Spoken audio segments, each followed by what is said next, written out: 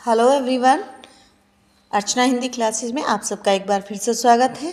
आज मैं पढ़ाने वाली हूँ आपको विशेष लेखन, स्वरूप और प्रकार। ठीक है, थोड़ा सा डिफ़िकल्ट चैप्टर है, आपको थोड़ा ज़्यादा ध्यान लगाना पड़ेगा इसमें मैं बताऊंगी आपको। देखिए, जैसे कि इसमें हेडिंग लिखी हुई है, क्या है विशेष लेखन, विशेष लेखन की भाषा और शैली, विशेष लेखन के क्षेत्र और कैसे हासिल करें उस क्षेत्र में विशेषज्ञता। ठीक है, और इस बुक में से, इस चैप्टर में से मैंने जो मेन चीज़ें थी वो लिख ली हैं और आपको एक्सप्लेन करूँगी, बहुत ध्यान से देखिएगा। सबसे पहले जानेंगे बेटा क्या है विशेष लेखन। अगर डेफिनेशन लिखनी आ जाए तो सीधा ये याद रखना, सामान्य से हटकर किसी खास विषय पर किया गया लेखन विशेष लेखन कहलाता है। ठीक है, अधिकतर समाचार पत्रों और पत्रिकाओं में क्या होता है बेटा, टीवी रेडियो चैनल पर सबका अलग अलग डेस्क बना होता है। विशेष लेखन के लिए अलग अलग डेस्क होते हैं और उस डेस्क पर, उस विशेष डेस्क पर काम करने वाले पत्रकारों का समूह भी अलग ही होता है। अलग अलग डेस्क होते हैं, जैसे खेल डेस्क, आर्थिक डेस्क, विज्ञान डेस्क, फिल्म डेस्क, शिक्षा डेस्क, राजनीतिक डेस्क। तो उस डेस्क पर उस क्षेत्र से संबंधित ही काम होता है। ऐसा नहीं है कि फिल्म डेस्क जो होगी उस पर आपको खेल समाचारों से संबंधित जानकारी मिल जाएगी, ऐसा नहीं होगा। ठीक है, तो ये विशेष डेस्क बनाई हुई होती है विशेष लेखन के लिए। ओके, अब इसमें एक क्वेश्चन आता है बीट रिपोर्टिंग का। कभी कभी हम बीट रिपोर्टिंग को सामान्य विशेष लेखन मान लेते हैं, तो थोड़ा सा मैं आपको बीट रिपोर्टिंग के बारे में बताऊंगी। अब जो रिपोर्टर्स होते हैं ना बेटा, तो उनके बीच में काम का विभाजन आमतौर पर उनकी दिलचस्पी और ज्ञान को ध्यान में रखते हुए कर दिया जाता है। जैसे आपकी क्लास है कि किसी बच्चे की अगर ड्राइंग में रुचि है, उसको दिलचस्पी है ड्राइंग में, उसको अच्छा ज्ञान है ड्राइंग का, तो उसको दे देते हैं क्लास में कि भाई आप जो है डिस्प्ले बोर्ड डेकोरेट करेंगे। ठीक, किसी की मैथ्स में रुचि है तो उसको हम कहेंगे कि ये बच्चा थोड़ा कमज़ोर है पढ़ने में, इसकी आप हेल्प करिए, इसको फॉर्मूले याद कराइए या कुछ भी है। तो जो भी, कुछ बच्चे खेल में बहुत अच्छे होते हैं तो हम उनको खेल में बढ़ावा देते हैं। तो ऐसे ही बीट रिपोर्टिंग होती है। उसमें क्या होता है कि किसी भी पत्रकार की जिस क्षेत्र में रुचि होती है या उसमें थोड़ा बहुत उसका ज्ञान होता है, उसकी ही रिपोर्टिंग करने के लिए उसको दे दी जाती है, तो वो कहलाती है बीट रिपोर्टिंग। ठीक है, यदि रुचि और जानकारी का क्षेत्र खेल है तो उसे खेल बीट मिलेगी, और अगर रुचि और जानकारी का क्षेत्र आर्थिक है तो उसे आर्थिक बीट मिलेगी। ठीक है, लेकिन बीट रिपोर्टर और विशेषीकृत रिपोर्टर कौन होता है, जो विशेष लेखन करता है। तो उनमें क्या अंतर है उसके लिए जानेंगे अब। जैसे कि मैंने अभी अभी बताया, बीट रिपोर्टिंग में संवाददाता को उस क्षेत्र के बारे में जानकारी और दिलचस्पी होना पर्याप्त है, उसकी रुचि हो और उसको उस क्षेत्र से संबंधित जानकारी हो, इतना काफ़ी है। लेकिन विशेषीकृत रिपोर्टिंग में क्या होता है, सिर्फ दिलचस्पी होना काफ़ी नहीं, बल्कि उस क्षेत्र की सूचनाओं, तथ्यों की जानकारी होना बहुत आवश्यक है। जैसे कि बाजार में गिरावट आई तो क्यों आई, मार्केट अगर डाउन चल रहा है तो क्यों चल रहा है, और इसका आम निवेशकों पर जो शेयर मार्केटिंग में अपना पैसा लगाते हैं तो उन पर उसका क्या असर पड़ेगा, इसके कारण क्या है मार्केट डाउन होने की। तो विस्तार पूर्वक तथ्यों के साथ वो चीज़ उसको प्रस्तुत करनी होती है। पूरी तरीके से उसकी अपने सब्जेक्ट पर पकड़ होती है, अपने विशेष लेखन पर, विशेष क्षेत्र पर पकड़ होती है, तो ही वो विशेषीकृत रिपोर्टिंग कर सकता है। दूसरा अंतर देखिए बेटा, बीट रिपोर्टिंग करने वाले रिपोर्टर को संवाददाता कहते हैं और विशेषीकृत रिपोर्टर को विशेष संवाददाता कहते हैं। ठीक है, आपको पूछें तो आप स्पष्ट इसका अंतर लिख सकते हैं, ये पॉइंट तो याद रह ही सकता है। नेक्स्ट है, नए रिपोर्टर्स जो होते हैं वो बीट रिपोर्टिंग करते हैं, कर सकते हैं बिल्कुल, क्योंकि वो उनको उस क्षेत्र की थोड़ी सी नॉलेज होनी चाहिए और जानकारी होनी चाहिए, दिलचस्पी होनी चाहिए, लो जी बीट रिपोर्टर बन गया। परंतु विशेषीकृत रिपोर्टिंग के लिए कई वर्षों का अनुभव होना चाहिए, एक्सपीरियंस होना बहुत ज़्यादा ज़रूरी है। ओके, तो आप अंतर समझिए बीट रिपोर्टिंग और विशेषीकृत रिपोर्टिंग में। अगर आपको समझ नहीं आया है तो वीडियो को दोबारा भी देख सकते हैं। ओके, अब आगे चलते हैं। अब देखिए विशेषीकृत जो लेखन होता है, विशेष लेखन की भाषा शैली कैसी होनी चाहिए। देखिए विशेष लेखन में तकनीकी शब्दावली और उस क्षेत्र में प्रचलित विशेष शब्दों का प्रयोग किया जाता है, जो कि रिपोर्टर को उन शब्दों का ज्ञान होना चाहिए। जैसे कि यदि आर्थिक जगत की खबरों की बात हम करें, अगर कोई व्यक्ति विशेष लेखन कर रहा है अर्थ और व्यापार के क्षेत्र में, तो उन्हें इन शब्दों की शब्दावली ध्यान रहनी चाहिए, लाइक बिकवाली, ब्याज दर, मुद्रास्फीति, व्यापार घाटा, राजकोषीय घाटा, राजस्व घाटा, वार्षिक योजनाएं, एफडीआई, ठीक है। और इस तरह की स्टेटमेंट्स उनको रटी हुई होनी चाहिए, एक तरह से इस तरह की जो लाइंस हैं वो तुरंत बना सकते हो, जैसे सोने में भारी उछाल, चांदी लुढ़की, ठीक है, शेयर बाजार ने पिछले सारे रिकॉर्ड तोड़े। तो इस तरह की शब्दावली विशेष लेखन के क्षेत्र में जो विशेष संवाददाता होता है उसको आनी चाहिए। लाइक खेल का क्षेत्र है, अभी हमने क्या किया, मैच जीता ऑस्ट्रेलिया से, ठीक है, तो भारत ने ऑस्ट्रेलिया को घुटने टेकने पर किया मजबूर, ठीक है। तो जैसे कि अभी एक लाइन वायरल हो रही है बहुत ज़्यादा, ना तो पाकिस्तान फाइनल में, ना फाइनल पाकिस्तान में। ओके, तो इस तरह की लाइंस भी उनको पता होनी चाहिए, एकदम से दिमाग से निकल के आनी चाहिए, ठीक है। दूसरा इंपॉर्टेंट पॉइंट है, विशेष लेखन की कोई निश्चित शैली नहीं होती। याद रखिएगा, हम कहते हैं ना समाचार लेखन की शैली कौन सी होती है, उल्टा पिरामिड शैली। लेकिन विशेष लेखन की अगर आपसे शैली पूछी जाए तो कोई निश्चित शैली नहीं होती, ठीक है। यह लेखन उल्टा पिरामिड शैली और सीधा पिरामिड शैली दोनों में ही किया जा सकता है।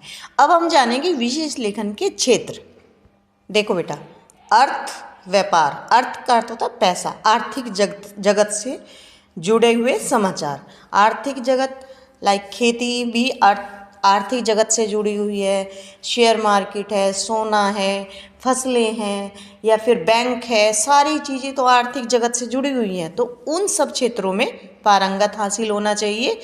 किसको पारंगत होना चाहिए? किसको? जो विशेष संवाददाता है उसको, ठीक है। दूसरा है खेल, ठीक।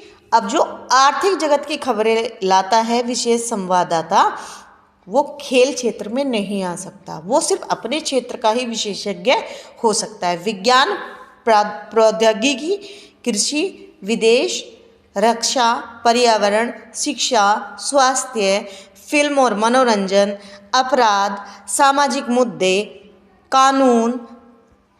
तो बेटा ये सब जो हैं विशेष लेखन के क्षेत्र हैं, ओके, जिसमें जो विशेष संवाददाता होता है किसी भी एक क्षेत्र का बहुत बड़ा विशेषज्ञ, बहुत बड़ा जानकार होता है, बहुत सालों का उसको एक्सपीरियंस होता है, ओके। अब देखिए वो विशेष संवाददाता कैसे बन सकता है, कैसे वो हासिल कर सकता है विशेषज्ञता। देखिए हिंदी, सबसे पहले देखिए विषय में रुचि होनी चाहिए।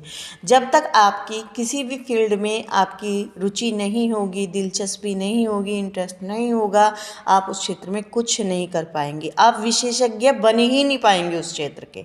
दूसरा है स्नातक स्तर पर उस विषय में पढ़ाई करें। ऐसा नहीं है आपने ग्रेजुएशन किसी और सब्जेक्ट में कर ली है, उसके बाद आप पत्रकारिता के क्षेत्र में जाना चाहते हैं तो आपको डबल मेहनत लगेगी। नेक्स्ट है विषय से संबंधित पुस्तकें खूब पढ़ें।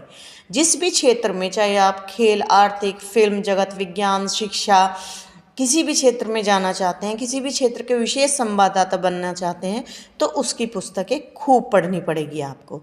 विषय से जुड़ी खबरों और रिपोर्टों की कटिंग करके फाइल बनानी चाहिए। जैसे आप सोच रहे हैं अगर मुझे किसी क्षेत्र में जाना है, किस कृषि क्षेत्र में मेरी रुचि है और इसका मैं संवाददाता बनूंगा, तो इससे जुड़ी हुई खबरें जितनी भी अखबार में आती है इनकी कटिंग करके एक फाइल बना लीजिए, ताकि आपके पास रिकॉर्ड रहे, आप इनको देख सकें कि ये खबरें कैसे लिखी जाती हैं, वो सब कुछ, ठीक है। उस विषय के विशेषज्ञों के लेखों की कटिंग सहेज कर रखें। देखिए कुछ जो आपसे पहले उस क्षेत्र में विशेषज्ञ बन चुके हैं, समझ में आ रहा है ना, जिनको 10-12 या 15 वर्षों का जो है अनुभव हो चुका है, एक्सपीरियंस हो चुका है, तो उन्होंने जो लेख लिखे हैं उनकी कटिंग उठाकर अपनी फाइल में लगा ले, संभाल कर रखें, जिससे आपको आइडिया मिलता रहेगा। जैसे कि मान लीजिए कोई क्रिकेटर बनता है तो वो अगर विराट कोहली का फ़ैन है तो वो देखेगा विराट कोहली कैसे खेलता है, कैसे बैट पकड़ता है, तो वो उसको फॉलो करने की कोशिश करता है। तो ऐसे ही आप लोग जो है विशेष जो संवाददाता बन चुके हैं उनके लेख संभाल कर रख सकते हैं। और जो आपका विषय है, जो आपका क्षेत्र है जिसके आप पत्रकार बनना चाहते हैं, उससे संबंधित सरकारी और गैर सरकारी संस्थाओं की वेबसाइट आपको पता होनी चाहिए, उनसे संबंधित फ़ोन नंबर आपकी डायरी में लिखे होने चाहिए, और जो उस क्षेत्र के विशेषज्ञ हैं उनके नाम भी आपकी डायरी में होने चाहिए। ठीक है, तो तभी आप उस क्षेत्र में निपुण हो सकते हैं। अभी मैंने विशेष लेखन के बेटा 13 क्षेत्र आपको बताए थे, आपकी बुक में 2 के बारे में दिया गया है, उसका भी मैंने थोड़ा शॉर्ट में लिख लिया है, तो आप बहुत ध्यान दीजिएगा। पहला है व्यापार और कारोबार। देखिए इस क्षेत्र में लोगों की रुचि क्यों होती है, क्यों आम जनता के लिए इसका महत्व है। पैसे से हर व्यक्ति जुड़ा हुआ है, हर किसी के जीवन का आधार है, चाहे वो कृषि पर निर्भर हो। ठीक है, क्यों देखता है किसान, क्यों देखता है कि भाई जो फसलें हैं उनके रेट, दाल है, गेहूँ है, कहाँ तक पहुँच गए हैं, वो देखता है। महिलाएं हैं, सोना खरीदना ना खरीदना, लेकिन सोने के रेट डेली देखेंगी। जो शेयर मार्केट से जुड़े हुए निवेशक हैं वो देखते हैं कौन से कंपनी के शेयर्स ज़्यादा ऊपर जा रहे हैं, किसके ज़्यादा जाने के चांसेस हैं। ठीक है, बैंक, बाजार, कृषि, लाभ, हानि, बचत आदि से हर एक व्यक्ति जुड़ा हुआ है, इसलिए वो आर्थिक जगत की खबरें देखते हैं, व्यापार और कारोबार की खबरें देखते हैं। अब देखिए आर्थिक पत्रकारिता, सबसे पहला पॉइंट है कैसे बन सकता है आर्थिक पत्रकारिता के क्षेत्र में कोई विशेष पत्रकार, विशेष संवाददाता। देखिए सबसे पहले ध्यान रखिए काफ़ी जटिल पत्रकारिता है ये, सबसे जटिल, क्योंकि इसके भारी भरकम शब्द जो कि मैं अभी पहले बता चुकी हूँ, ठीक है, वो समझना और उसको ऐसी भाषा में लिखना कि आम जनता उसको समझ सके। जो शेयर मार्केट में रुचि रखता है वो उससे संबंधित सारे शब्दों को समझेगा, लेकिन कुछ लोग ऐसे हुए हैं जो उससे संबंधित नहीं है, उनको भी उस क्षेत्र में रुचि पैदा करने के लिए वो कैसे अपनी बात समझाए, इस क्षेत्र में विशेष संवाददाताओं को पारंगत होना पड़ेगा। ठीक है, हर तरह के पाठक वर्ग का ध्यान रखना पड़ेगा, चाहे उसकी जानकारी बहुत ज़्यादा है तो वो तो आराम से समझ लेगा, लेकिन जानकारी अगर किसी क्षेत्र में कोई व्यक्ति कम रखता है तो उसको अपनी बात कैसे समझाई जाए। और आर्थिक पत्रकारिता में उल्टा पिरामिड शैली का प्रयोग होता है, ये भी बात ध्यान रखिएगा। अब बात करते हैं खेल पत्रकारिता की। खेल का क्यों महत्व है, क्यों पढ़ते हैं खेल के पेज को लोग। देखिए सबसे बड़ी बात है रुचि। हर व्यक्ति की किसी न किसी खेल में रुचि जरूर रही होगी, लेकिन उम्र के बढ़ते बढ़ते वो जिम्मेदारियों में इतना उलझ जाता है कि वो खेल नहीं खेल पाता। तो उस शौक को कैसे पूरा करता है वो, उससे संबंधित खबरें सुनकर, देखकर, या फिर उन खेलों के बारे में जानकारी हासिल करके, अखबार पढ़ के। इसलिए उसको क्या है, क्यों पढ़ता है वो अखबार, खेल जगत का पेज क्यों पढ़ता है, यही वो कारण है। उसके बाद जानकारी, उसका जो प्रिय खेल है, चाहे वो फुटबॉल है, हॉकी है, ओलंपिक है, एथलीट्स है, कुछ भी है, किसी भी तरह का, खो खो है, कोई भी खेल है, तो उसकी वो जानकारी रखना चाहता है। बेशक वो खेल नहीं पाता है, लेकिन उसके बारे में वो पूरी जानकारी रखना चाहता है, इसलिए वो खेल का पेज पढ़ता है, इसलिए खेल के पेज के प्रति वो अपना महत्व दर्शाता है। नेक्स्ट है खेल पत्रकारिता कैसे की जा सकती है, कैसे खेल के क्षेत्र में विशेष लेखन किया जा सकता है।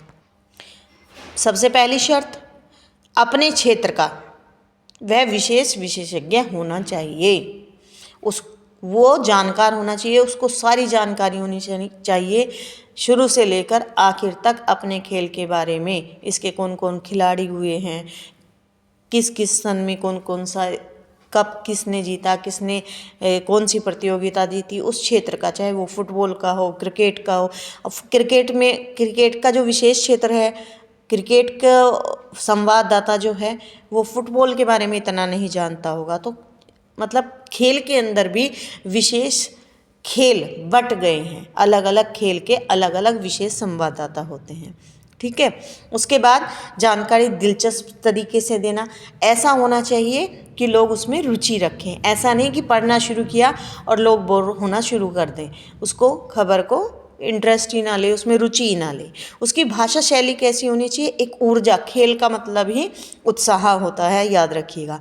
उसकी भाषा शैली में एक ऊर्जा, जोश, रोमांच और उत्साह होना चाहिए। पढ़ने वाला अपने आप को प्राउड महसूस करे, अपने देश पर, अपने देश के खिलाड़ियों पर गर्व महसूस करे, इस तरह की भाषा में लिखा होना चाहिए। ठीक है, नंबर 4 पर देखिए, उल्टा पिरामिड शैली में भी लिखा जाता है। ये शुरुआत होती है उल्टा पिरामिड शैली से, और दूसरा जो अनुच्छेद होता है, दूसरा जो पैराग्राफ जब शुरू होता है वो कथात्मक शैली में लिखा जाता है।